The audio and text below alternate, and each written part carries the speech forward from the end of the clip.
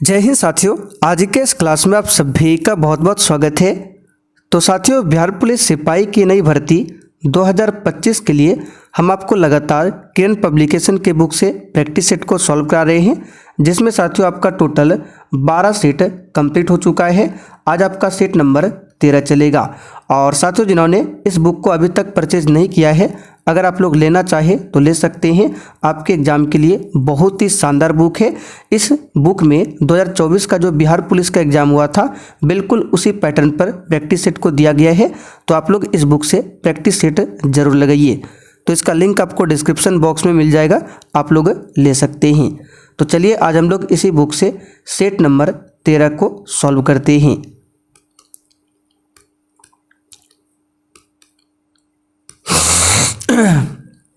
और देखिए, जैसे कि यहाँ पर सेट नंबर 13 है, तो बुक में आपको सेट नंबर 13 नहीं मिलेगा। क्वेश्चन इसी बुक से है, लेकिन सेट नंबर जो है ये हम अपने अकॉर्डिंग सेट किए हैं।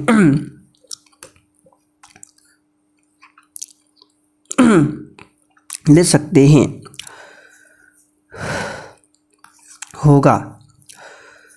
तो चलिए आज का पहला क्वेश्चन देखिए। लोटा छत से गिरा, इसमें कौन सा कारक है?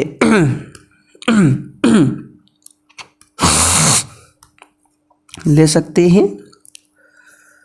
तो चलिए आज का पहला क्वेश्चन देखिए। लोटा छत से गिरा, इसमें कौन सा कारक है?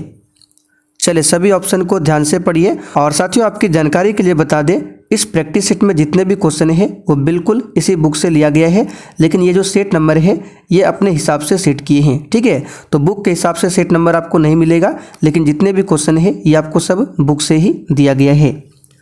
तो लोटा छत से गिरा, इसमें कौन सा कारक है? इसका सही जवाब है अपादान कारक है। यहाँ पर सही कर लेंगे, न होगा अपादान कारक। बी ऑप्शन यहाँ पर सही है। अब आप लोग बोलेंगे से तो करण में भी होता है, कर्ता ने कर्म को करण से, और संप्रदान को के लिए अपादान से, यानी कि तृतीय विभक्ति और पंचमी विभक्ति दोनों में से होता है। अब हम लोग कैसे पहचानेंगे कि करण होगा या फिर अपादान होगा? तो देखिए, जहाँ पर अलगाव का भाव प्रकट होता है, यानी कि जहाँ पर अलगाव होता है वहाँ पर होता है अपादान कारक। जैसे कि लोटा जो है छत से गिरा, यानी लोटा जो है छत से अलग हो रहा है, तो जहाँ पर अलगाव होता है वहाँ पर अपदान होता है। जैसे कि यहाँ पर लिखते हैं, पेड़ से पत्ता गिरता है। अब देखिए, पेड़ से पत्ता अलग हो रहा है, तो यहाँ पर करण होगा क्या अपदान? तो आप लोग कहेंगे अपदान, यानी कि जहाँ पर अलगाव होता है वहाँ पर क्या होता है? अपदान कारक होता है। दूसरा क्वेश्चन देखिए, अकर्मक क्रिया के कितने भेद होते हैं? तो देखिए, एक होता है अकर्मक, दूसरा होता है सकर्मक। तो अकर्मक क्रिया के याद रखिएगा 3 भेद होते हैं। कितने भेद होते हैं? 3 भेद होते हैं। अगला क्वेश्चन, आम के आम गुठलियों के दाम लोकोक्ति का सही अर्थ क्या है? और जैसे क्लास खत्म होगा इसका पूरा पीडीएफ आपको आंसर के साथ मिल जाएगा बिहार पुलिस के बैच में।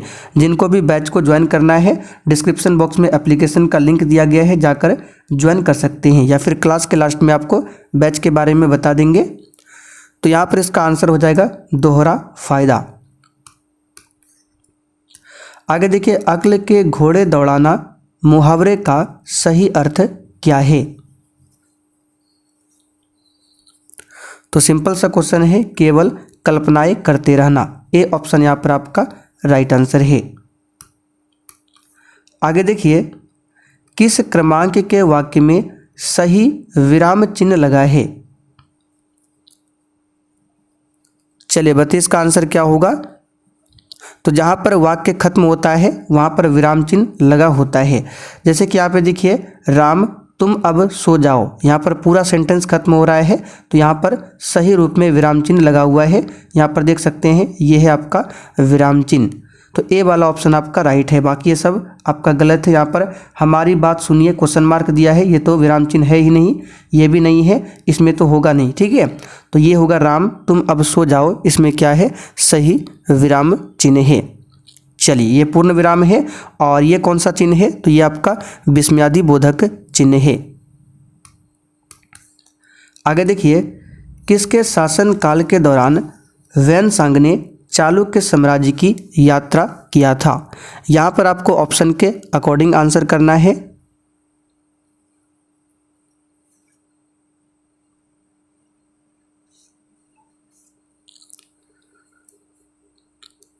चलिए बताइए इसका आंसर क्या होगा। और देखिए यहाँ पे अगर आपको डाउट हो तो फिर से बता देते हैं, ये होता है आपका विस्मयादि बोधक और ये है पूर्ण विराम। ठीक है, बाकी कॉमा तो आप सभी जानते हैं। तो किसके शासनकाल के दौरान वैनसांग ने चालुक्य साम्राज्य की यात्रा किया था? तो यहाँ पे चालुक्य साम्राज्य पूछा गया है। इसका सही जवाब क्या होगा? ऑप्शन चौथा, पुलकेशिन द्वितीय। ठीक है, चीनी यात्री वैनसांग ने पुलकेशिन द्वितीय के शासनकाल के दौरान 7वीं शताब्दी में, कौन से शताब्दी में? 7वीं शताब्दी में यात्रा किया था। तो यहाँ पर आंसर हो जाएगा डी ऑप्शन। और हर्षवर्धन, ये जो वैनसांग है इसने हर्षवर्धन के समय में भी यात्रा किया था, लेकिन यहाँ पर चालुक्य साम्राज्य पूछा गया है तो आंसर होगा पुलकेशिन द्वितीय। भारत के राष्ट्रपति को स्वेच्छा निर्णय अधिकार के अंतर्गत क्या प्राप्त है?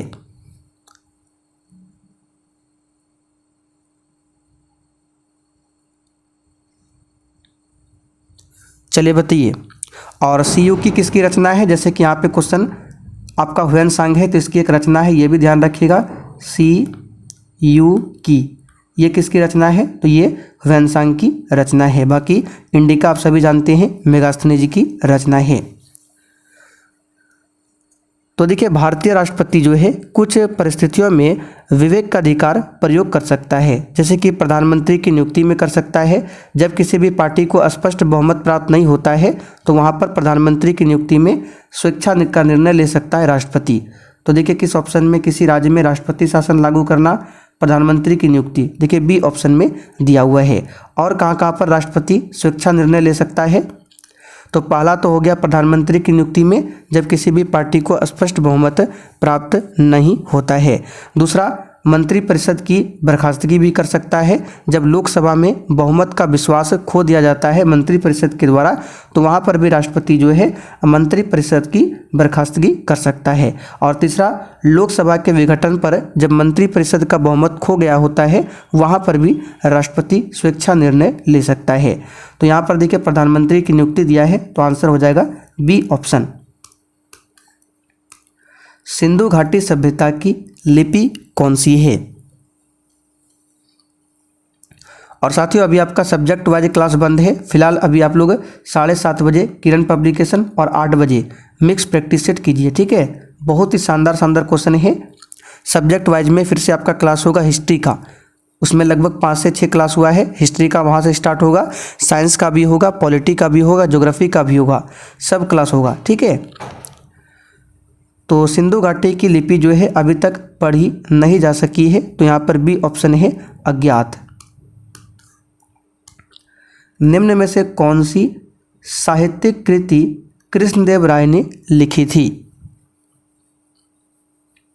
बताइए, फटाफट से आंसर बताइए। और जिनको भी हमारा व्हाट्सअप नंबर चाहिए तो एप्लीकेशन को इंस्टॉल कीजिए, वहाँ पर हमारा व्हाट्सअप नंबर मिल जाएगा। तो कौन से साहित्यिक कृति कृष्णदेव राय ने लिखी थी? इसका सही जवाब क्या होगा? अमुक्तमाल्यद, सी ऑप्शन यहाँ पर राइट आंसर है। अच्छा, पूछे किस भाषा में लिखा गया था ये? तो तेलुगु भाषा में, तेलुगु भाषा में लिखा गया था। सत्याग्रह के 3 प्रमुख स्वरूप कौन से हैं? लगाइए इसका आंसर क्या होगा?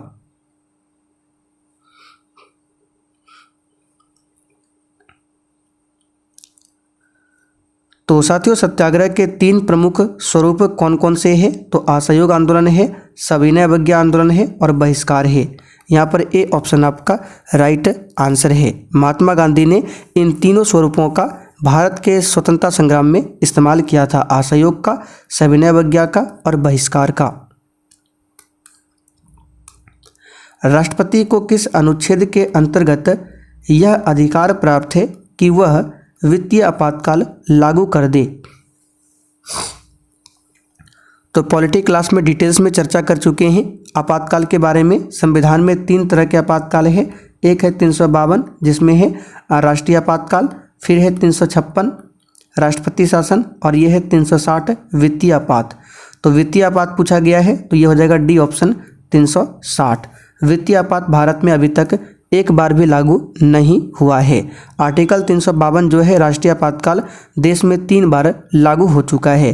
पहली बार लागू हुआ था 1962 में, दूसरा बार 1971 में और तीसरा बार 1975 में लागू हुआ था।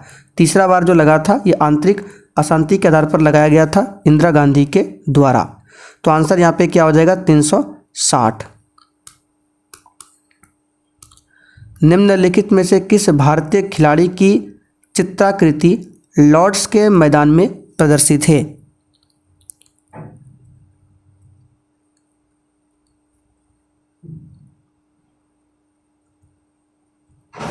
चलिए बताइए इस क्वेश्चन का आंसर क्या होगा।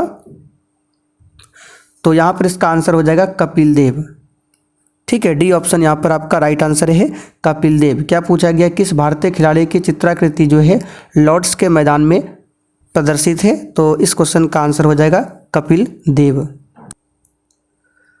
अगला क्वेश्चन देखिए, निम्न में से कौन सा राष्ट्र द्वितीय विश्व युद्ध में अलाइड पावर्स यानी कि मित्र पक्ष शक्तियां नामक गठबंधन का भाग था? अच्छा, आपसे एक क्वेश्चन पूछते हैं, ये जो क्वेश्चन नंबर 11 है और ये 356 जो है राष्ट्रपति शासन, 352 तो 3 बार लागू हुआ है, 356 जो है सबसे पहले कहाँ पर लागू हुआ था, भारत के किस राज्य में राष्ट्रपति शासन? आप लोग कमेंट करके बताइए। तो द्वितीय विश्व युद्ध 1939 में स्टार्ट हुआ था और 45 तक चला था, 1945 तक। इसमें एक धुरी शक्तियाँ और दूसरा था इसमें मित्र राष्ट्र। ठीक है, तो धुरी शक्तियाँ में जर्मनी हो जाएगा, ठीक है, जर्मनी हो जाएगा, इटली हो जाएगा, जापान हो जाएगा, ये हो जाएगा 3, जर्मनी, इटली और जापान। और इनके विरुद्ध कौन थे? मित्र राष्ट्र शक्तियाँ। इसमें आपका फ्रांस, ब्रिटेन, अमेरिका, रूस ये सब था। तो यहाँ पर पूछा गया है मित्र शक्तियाँ नामक गठबंधन का भाग कौन था? तो यहाँ पर देखिए सोवियत संघ यानी कि रूस दिया हुआ है। ठीक है, बाकी जर्मनी, इटली, जापान ये आपका धुरी शक्तियों में शामिल था। जब ईस्ट इंडिया कंपनी का गठन हुआ था उस समय भारत का मुगल बादशाह कौन था? तो 1600 ईस्वी में अंग्रेजी ईस्ट इंडिया कंपनी की स्थापना की जाती है और उस समय भारत का मुगल बादशाह था अकबर। अच्छा, अकबर की मृत्यु कब हुई थी? शायद हमने कल भी आपको बताया था, कमेंट करके बताइए। लॉर्ड कर्जन के वायसराय होने के दौरान कौन सी घटना नहीं घटी थी?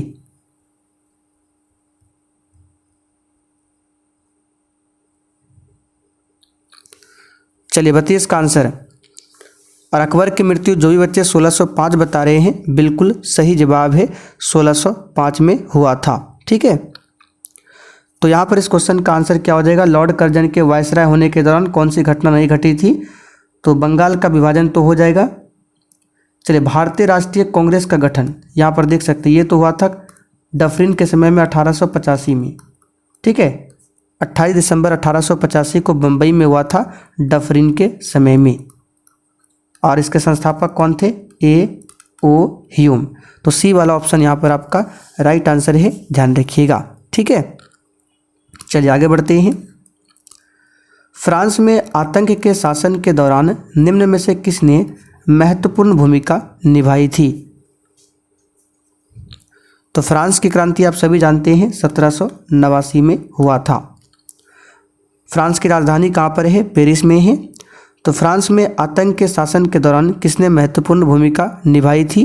तो ये है रॉबेस्पियर। सी ऑप्शन यहाँ पर सही है। वह मिट्टी जो वर्षा के कारण गहन निछालन की ओर प्रवृत्त है क्या कहलाती है?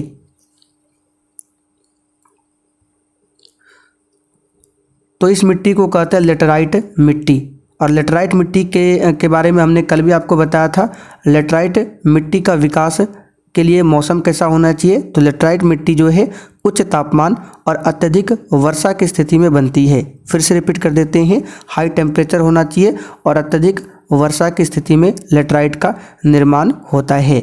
और निछालन इसमें होता है तो इसलिए इनकी उर्वरता काफ़ी कम होती है। तो याद रखिएगा, लेटराइट मिट्टी की उर्वरता जो है वो काफ़ी कम होती है। बाकी काली मिट्टी में आप सभी जानते हैं सबसे अधिक कपास की खेती होती है। काली मिट्टी का दूसरा नाम है रेगुर मृदा या फिर रेगुर मिट्टी। बाकी जलोढ़ मिट्टी की बात करें तो भारत में सबसे अधिक यही जलोढ़ मिट्टी पाई जाती है। ठीक है, जलोढ़ मिट्टी दो प्रकार की होती है, पुरानी जलोढ़ मिट्टी जिसको बांगर कहते हैं, दूसरा होता है नई जलोढ़ मिट्टी जिसको कहते हैं खादर। ये सब ध्यान रखिएगा। बाकी जो भी एक्स्ट्रा क्वेश्चन बता रहे हैं इसका पूरा आपको लिखा हुआ नोट्स मिल जाएगा बिहार पुलिस के बैच में, उस नोट्स को आप लोग जरूर पढ़िए। जल संवर्धन पौधों के कर्षण की एक विधि है जिसमें निम्न में से किसका प्रयोग नहीं किया जाता। ये क्वेश्चन कल भी हमने आपको कराया था। यानी कि आपसे पूछा जा रहा है ये पद्धति जो है इस पद्धति को क्या कहते हैं, तो इस पद्धति को कहते हैं हाइड्रोपोनिक्स और इसमें मिट्टी का इस्तेमाल नहीं होता है। बिहार का प्रथम रामसर क्षेत्र कहाँ पर स्थित है।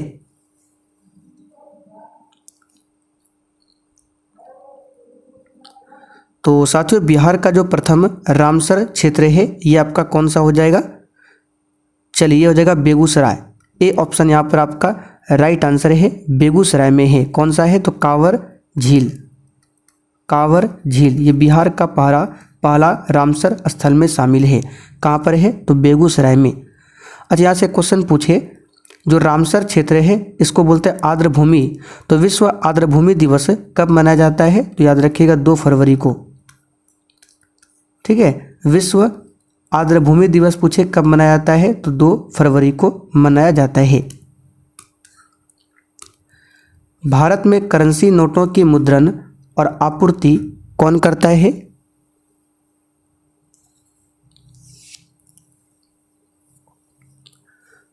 चलिए बताइए इसका आंसर क्या होगा। भारत में करेंसी नोटों की मुद्रण और आपूर्ति कौन करता है। तो देखिए भारत में 4 स्थानों पर बैंक नोट मुद्रित किए जाते हैं, यानी भारत के 4 स्थानों पर नोट छापे जाते हैं। पहला स्थान याद रखिएगा करेंसी नोट प्रेस है, कहाँ पर, नासिक में। पहला स्थान महाराष्ट्र का नासिक। दूसरा स्थान कौन सा है, तो बैंक नोट प्रेस है जो कि देवास में स्थित है या फिर देवास, ये मध्य प्रदेश में है। तो अगर आपसे पूछे बैंक नोट प्रेस कहाँ पर है, तो मध्य प्रदेश के देवास में। करेंसी नोट प्रेस पूछे तो नासिक में है। तीसरा स्थान का नाम है आपका भारतीय नोट मुद्रा निगम जो कि साल्बोनी में है, साल्बोनी। ठीक है, पश्चिम बंगाल के साल्बोनी में छपाई होता है। और चौथा स्थान का नाम आपका क्या है, मैसूर, कर्नाटक का मैसूर। तो 4 जगह का नाम याद रखिएगा, नासिक, देवास, साल्बोनी और मैसूर। तो पूछा गया भारत में करेंसी नोटों की मुद्रण और आपूर्ति कौन करता है, तो security press Nashik. D option यहाँ पर आपका राइट आंसर है। ठीक है, नासिक जो है ये करेंसी नोट के लिए है, और देवास की बात करें ये आपका बैंक नोट प्रेस के लिए हो जाएगा। साल्बोनी की बात करें तो भारतीय नोट मुद्रा निगम हो जाएगा, और मैसूर की बात करें तो भारतीय नोट मुद्रा निगम ये भी है। तो आंसर होगा सिक्योरिटी प्रेस नासिक। निम्न में से कौन सा संगठन और उसका मुख्यालय गलत ढंग से मिलाया हुआ है।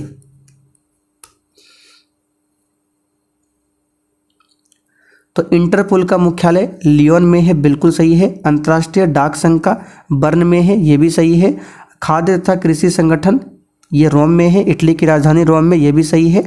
लेकिन अंतर्राष्ट्रीय नागर विमानन संगठन ये लंदन में नहीं है, इसका मुख्यालय कनाडा के मॉन्ट्रियल में स्थित है। ठीक है, कनाडा के मॉन्ट्रियल में क्वार्टियल इंटरनेशनल में स्थित है, तो लंदन इसका नहीं होगा, ये वाला गलत है।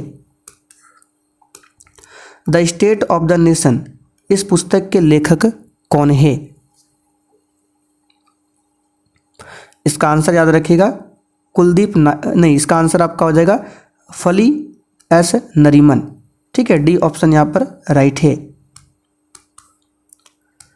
मत पत्रों को सबसे पहले प्रयोग किया गया था। तो मतदान में जो मत पत्रों का प्रयोग होता है प्रथम बार ऑप्शन के अकॉर्डिंग बताना है कहाँ पर किया गया था। तो ये किया गया था प्राचीन यूनान में। सी ऑप्शन यहाँ पर आपका सही जवाब है, लगभग 139 ईसा पूर्व में। ठीक है, प्राचीन यूनान अभी जिसको रोम बोलते हैं 139 ईसा पूर्व में किया गया था। 139 ईसा पूर्व में, ठीक है। और भारत में कब किया गया था, तो भारत में मतपत्रों का प्रयोग 920 ईस्वी में माना जाता है। ये किताब के हिसाब से बता रहे 920 ईस्वी में माना जाता है। और अमेरिका की बात करें तो अमेरिका में 1629-30 के दशक में प्रयोग हुआ था। इंग्लैंड में कब हुआ था, 1872 के दशक में। तो सबसे पहले हुआ था ऑप्शन के हिसाब से प्राचीन यूनान में। केबुल लामजाओ जो विश्व का एक अकेला तैरता हुआ राष्ट्रीय उद्यान है, कहाँ पर स्थित है। तो सिंपल सा क्वेश्चन है, ये आपका मणिपुर में है। कहाँ पर है, मणिपुर में स्थित है। और लोकटक झील की बात करें तो किस झील में ये पार्क है, तो लोकटक झील में। लोकटक झील का हिस्सा है केबुल लामजाओ, ये मणिपुर में है। असम में 2 नेशनल पार्क है, एक मानस नेशनल पार्क, दूसरा है काजीरंगा नेशनल पार्क। ये 2 कहाँ पर है, असम में।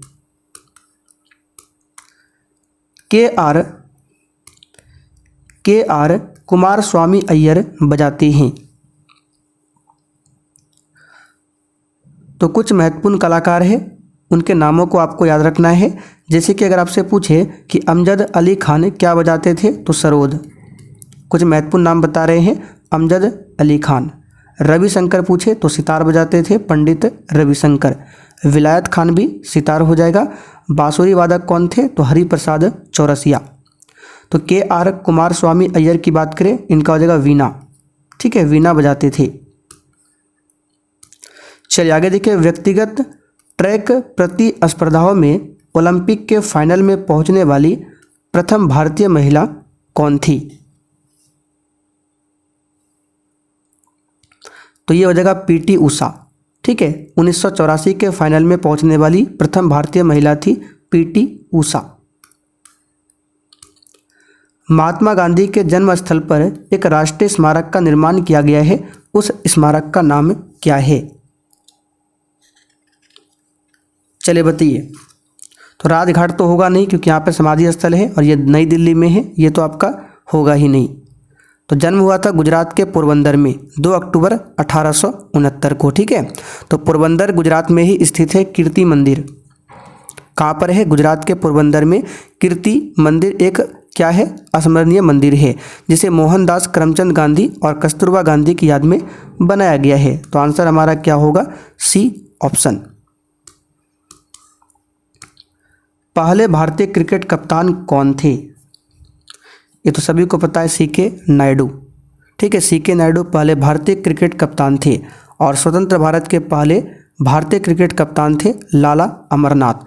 स्वतंत्र भारत में पूछे तो लाला अमरनाथ, लेकिन सिर्फ पूछे पहला भारतीय क्रिकेट कप्तान तो सीके नायडू। मुस्लिम शासकों में सबसे पहले किसने मूल्य नियंत्रण लागू किया था। चलिए अच्छा क्वेश्चन है, बताइए इसका आंसर क्या होगा। तो ये किया था अलाउद्दीन खिलजी ने, ठीक है। अलाउद्दीन खिलजी ने सर्वप्रथम मूल्य नियंत्रण लागू किया था। इसने उत्पादन का 50% भूमि लगान के कर के रूप में वसूल किया था। कितना प्रतिशत, ठीक है, 50% कर जो है भूमि लगान के रूप में वसूल किया था। और इसने ही बाजार नियंत्रण प्रणाली को लागू भी किया था। शेरशाह सूरी की बात करें तो सबसे पहले चांदी का सिक्का इसी ने चलाया था, और इसका मकबरा बिहार के सासाराम में है। भारत में सूरी राजवंश के संस्थापक कौन थे। तो शेरशाह सूरी को माना जाता है, ठीक है, शेरशाह सूरी को माना जाता है सूरी राजवंश का संस्थापक, शेर शाह सूरी। तो यहाँ पर बी ऑप्शन राइट है। चलिए आगे बढ़ते हैं। और इसी ने ग्रैंड ट्रंक रोड का भी निर्माण करवाया था। पूछा जाता है किसने करवाया था ग्रैंड ट्रंक रोड का निर्माण, शेरशाह सूरी ने। कहाँ से कहाँ तक है, तो पेशावर से कलकत्ता तक है grand trunk road. Bengal, Bihar एवं उड़ीसा की दीवानी का ग्रांट संबंधित है। देखिए हुआ क्या था, एक डेट है 1765 का, बक्सर का युद्ध हुआ था 22 अक्टूबर 1764। तो उस युद्ध के बाद 16 अगस्त ठीक है, डेट याद रखिएगा। बक्सर के युद्ध के बाद 16 अगस्त 1765 को जो मुगल सम्राट शाह आलम द्वितीय था और ईस्ट इंडिया कंपनी का रॉबर्ट क्लाइव, इसके मध्य क्या होता है, इलाहाबाद की संधि। फिर से रिपीट कर देते हैं, इलाहाबाद की संधि 16 अगस्त 1765 को होती है।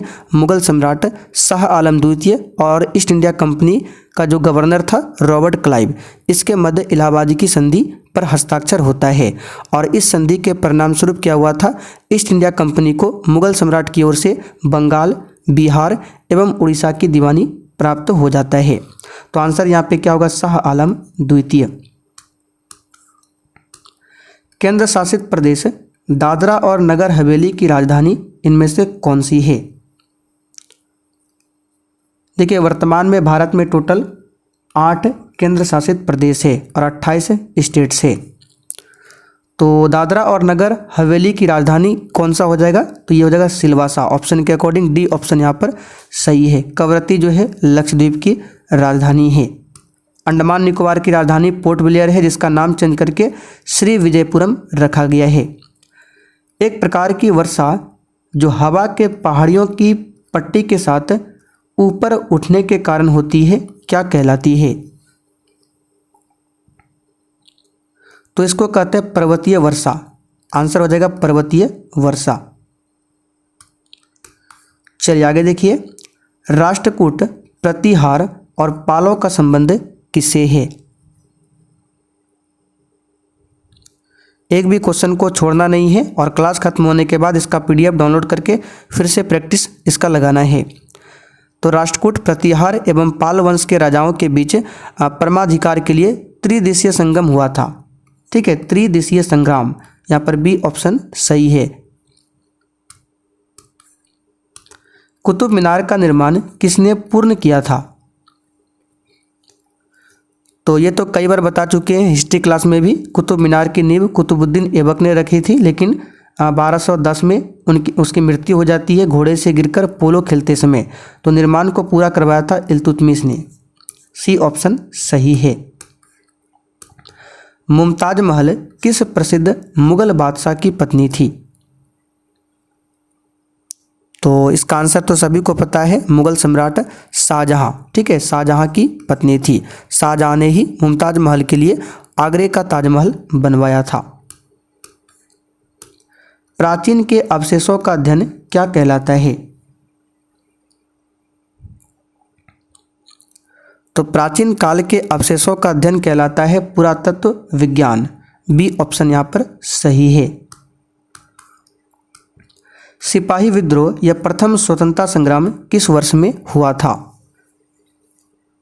तो सिंपल सा क्वेश्चन है, 10 मई, आपको याद होगा 10 मई 1857 को, ठीक है, प्रथम स्वतंत्रता संग्राम हुआ था। कहाँ से, उत्तर प्रदेश के मेरठ से। तो देखिए यहाँ पर 1857 दिया हुआ है। और इस क्रांति के लिए सबसे पहला बलिदान किसने दिया था, मंगल पांडे ने। मंगल पांडे को फांसी कब दिया गया था, आप लोग कमेंट करके बताइए। बिहार की द्वितीय राजभाषा क्या है। तो बिहार राज्य की प्रथम राजभाषा तो हिंदी है और दूसरा हो जाएगा उर्दू। सी ऑप्शन यहाँ पर सही है। 1984 में उर्दू को बिहार की द्वितीय राजभाषा के रूप में मान्यता मिली थी। चलिए आज का आखिरी क्वेश्चन, बेड़िया नामक जनजाति बिहार में कहाँ पर पाए जाते हैं। तो बिहार में मुंगेर में पाए जाते हैं बेड़िया नामक जनजाति। यहाँ पर ए ऑप्शन सही है। चलिए लास्ट में आपसे एक क्वेश्चन पूछते हैं जिसका आंसर आपको कमेंट करके बताना है। टोडा जनजाति किस राज्य में है या फिर किस पहाड़ी क्षेत्र में इसका निवास स्थान है, टोडा जनजाति। अब चलिए, जिनको भी बिहार पुलिस का बैच चाहिए, ठीक है, क्लास का पीडीएफ, क्लास का नोट्स, सब कुछ चाहिए, तो देखिए आपको क्या करना है।